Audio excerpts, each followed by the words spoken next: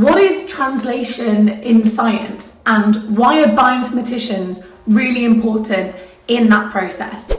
Hi guys, welcome to Genomics with Georgia. I'm in a bathroom and I'm dressed up, and that's because I'm currently in Washington DC on a work trip, which yes, bioinformaticians do travel, they go and do really cool stuff. The lighting in here is just good and I don't have a ring light, so I'm going to film it here today, apologies, and I thought I'm just going to make a video about why I'm feeling inspired right now. And the reason why I'm feeling inspired is because I have flown out to Washington DC in the USA in order to participate in a kind of knowledge innovation workshop with really established people from all around the US and a few from Europe, and we've all got in a room together to basically talk about translation. And I thought, what better reason to make a video kind of inspired by my current work trip. And I'm just going to explain to you guys what is translation in science and why are bioinformaticians really important in that process. So stay tuned on this video to find out more about the importance of bioinformaticians in translation. If you guys are new here, my name is Georgia and I've been a bioinformatician for 4 years now. I didn't do a PhD, I came straight out of uni and I've been learning and working on the job ever since.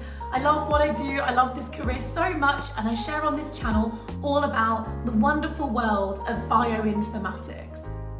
So if you've clicked on this video and you don't know what translation means in biology, then let me tell you. So first of all, we are not talking about translation in terms of translating RNA to a protein. That's not what we're talking about today. So in terms of translation that I'm talking about today, you can think of it as either knowledge translation or technology translation. So what we mean by this is moving ideas and knowledge and technology from academia over to practice. That might be clinical practice, or that might be industrial companies and applications. It's really important to recognize that research happens in research-intensive institutes with certain priorities that are mainly focused around discovery. Discovering new concepts, discovering new ideas, human curiosity at its finest. But sometimes knowledge and ideas and technology developed in the research setting need to be translated out of there into application. You might think this is a process that just happens somewhere else by businessy people, but let me tell you, bioinformaticians are crucial in this process. For example, right now, I'm in a hotel at the University of Maryland and I'm in a room trying to help translation of spatial biology knowledge into clinical practice. And I'm here as a bioinformatician because my thoughts and approach and opinion on these technological concepts and ideas is crucial to connect all of these different ideas. So let's dive into why bioinformaticians in general are super important in the process of translation. So firstly, bioinformaticians are important in translation at step A, Bioinformaticians can still be the ones creating these novel ideas that need to be translated out of the research setting. So remember, bioinformaticians might not be doing a PhD or doing a postdoc or being a group leader, but you can still be creating novel ideas, analysing data in novel ways, facilitating data-driven discovery. Bioinformaticians are the ones sometimes creating the pipelines, doing the analysis, coming up with the concepts. We're still innovating, and bioinformaticians can be the ones creating these novel discoveries right at the beginning that need to get out of the research setting. So really important to be there right from step one to create those seeds to get out into the real world. An example might be you've created a pipeline that's identified a certain biomarker, and then maybe that pipeline needs to be productionized in an industrial setting to be used by a company, to be regulated, and to get these biomarkers into clinic. Secondly, bioinformaticians are needed in translation to restrict and keep people within the scope of what's possible informatically. Because we have the technical knowledge and expertise, we know what's actually possible for us to do right now with the tools that are available. So we can help keep projects in scope, and we can really make sure that the ideas and the concepts that are being created are realistic and within scope of what we can do technically. So someone might say, oh, we can build a machine learning model to predict if we're going to get sick from disease by the color of our eye. Yeah, let's do that. Whereas bioinformaticians would have the knowledge that we don't have the power to do that. So being able to advise on scope about technical, realistic expectations is a massive skill of the bioinformaticians in this process. Thirdly, bioinformaticians can be the one designing these tools to get out there. So the designing process is not just about building the informatic pipelines, it's also about coming up with the layout and the design and how all these technical components will interact with one another. And that's something that bioinformaticians can bring to the table. Whether this is doing this in the research setting or whether it's actually working to do this and design the inspired product from the pilot prototype, bioinformaticians can be at the heart of this design process. So whether it's designing kind of big infrastructure for doing target prioritization in pharmaceuticals, or whether it's designing the spec of an application to do diagnostics in the clinic, bioinformaticians, if they have the expertise, can be involved in the design process of taking something from an ad hoc bit of code that was plugged together for one research paper to designing something that's systematically robust to work in practice. Next, bioinformaticians are really, really important, and we're not the only ones because it's like a team responsibility, but bioinformaticians are really, really crucial at bridging that gap between biology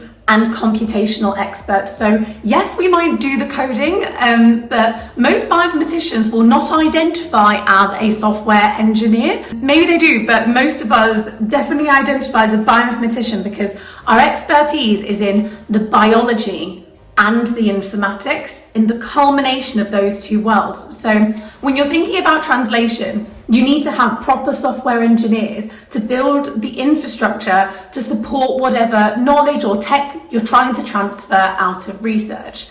But in order for the biologists who have the scientific knowledge and hypotheses and experimental experience to communicate with the software developers, it really helps if there's a bioinformatician in the middle to help bridge that communication gap. So we really do have that excellent knowledge between these two domains in order to make sure that an idea from the scientist can actually be conveyed in a way that the computational expert is going to understand, and then vice versa. If the computational expert has a certain problem or requirement that they need, then the bioinformatician can help translate that to the scientist to make sure that they understand what is required of them scientifically in order to be a correct input technically. So excellent at bridging the gap between these two important fields. So another aspect of why bioinformaticians are so important is, again, this communication aspect, and this is a key thing for translation, but being able to communicate with the end users of a product. So rather than just connecting the scientists and the computational experts, bioinformaticians are really well placed to talk to users of a product. So this kind of terminology is a little bit foreign sometimes in research, but whenever you're creating something in kind of biotech, you can think of it as a product. So a product might be a pipeline that processes some data and delivers a result to a person. So say, for example, we're in the clinic, we're in the healthcare setting, and you've got this product, which might be an informatic pipeline, maybe wrapped up in an application that can essentially process some input data, spit out a result to the user, and that user might be someone in the healthcare system. So the role of a bioinformatician in this kind of flavored aspect is to communicate with the end user about their experience with the product. So how user-friendly is it? Are they understanding the data interpretation that's been built into that product? and just really making sure that the user feedback and requirements are then implemented into product development. So really being able to harness what the problem is that the user is describing and turn that from a problem into some analytical and technical action points that could then go back into the product development to then refine that and make it more user friendly. Because sometimes a user will have their experience, and that experience might not come with technical ideas and improvements to the pipeline. So it's up to the bioinformatician to kind of extrapolate that information from the user. So again, being able to have this cross communication between different disciplines is really where the bioinformatician is going to shine. And so to wrap the video up, I just want to really reiterate, I love my field, and being on this workshop at the moment is just really making me remember how much I really love this job. It's not just sitting behind a computer and coding in silence and in isolation.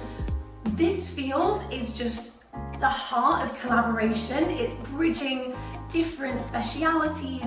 It's being able to be collaborative, be a team player, and being able to use your knowledge to improve an entire process. So I just feel super great and really inspired about bioinformatician life. So if you found this video really helpful, please give it a thumbs up. It really helps my channel, and I will see you again on another episode of Genomics with Georgia.